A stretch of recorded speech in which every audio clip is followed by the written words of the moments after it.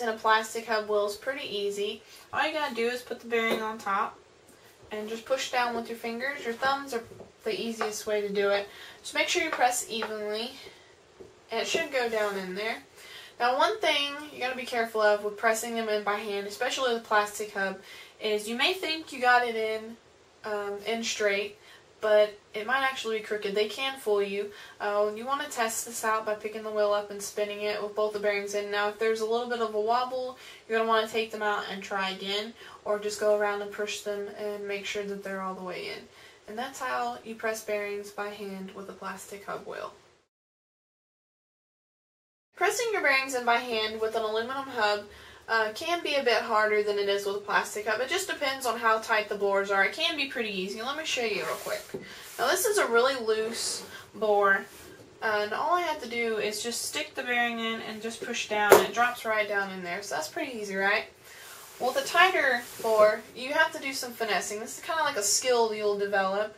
But what you want to do is pretend this is going to be right here, and what you're going to do is you're going to push, like you're going to make a little square, like tap a square. So you're going to tap the top with 2 fingers, and then you're going to tap the bottom with 2 fingers. Just like that. And it's going to tap the bearing down in, but it's not going to like force it down in there. It's just going to like finesse it down in there. So what you're going to do is just stick your bearing there, and then just start tapping the little square. You might have to push a little bit harder if it's not wanting to go in, and then eventually it'll go down in there. Now, depending on how tight the bore is, it might take a little bit more time. It might go in a little easier, it might go in a little harder. Same thing with plastic hubs. You're going to want to check that. You're just going to spin them, make sure they go in straight, and if they are, go ahead and skate them. If not, pull them out and try again. But that's how you press them in by hand with an aluminum hub. I just wanted to give y'all a couple tips real quick. First tip, whenever you're taking your bearings out or putting them back in, avoid hitting your shields. Shields can be either metal or rubber, and most of the rubber ones have a little metal piece behind them, so they hold their form, right? Well, avoid hitting them, because whenever you hit them, you can end up damaging your bearings altogether, and it can slow them down.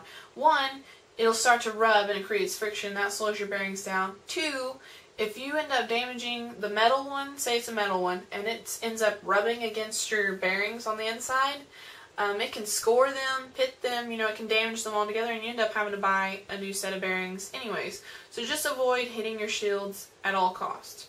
Another tip. Tip number 2.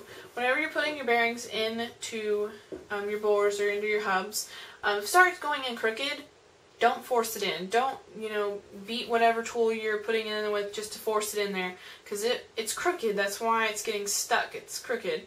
And when you do that, it can score the insides of your bores. Now, you can have perfect bores, and then you end up putting them in crooked, and you get all mad, and you hammer them in.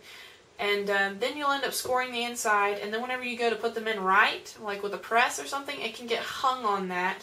And it just, it just damages the inside. So avoid doing that. If they start going in crooked, just take them out and try it again. Don't get all frustrated, I mean, it happens, okay? Tip number 3. I would not recommend using a hammer and a screwdriver to take your bearings out with, sticking the little screwdriver down in between the 2 bearings and hitting it. Unless you know what you're doing, I would not do that at all. You can damage them. One little slip and you end up hammering one of your bearings. I mean, the inside of your bearings, one of the balls or something. You can end up hitting one of those. You can mess up your shields. You can end up scoring just the outer part of your bearing, I mean, you can make them look ugly. I mean, all kinds of things can go wrong when you do that. I mean, if you know what you're doing and you've done it several times before, no problem, go ahead. But if this is your first time taking out bearings, don't do that. Tip 4, I definitely recommend you guys going out and buying a tool specifically made for taking out bearings, whether it be a press or a handheld tool.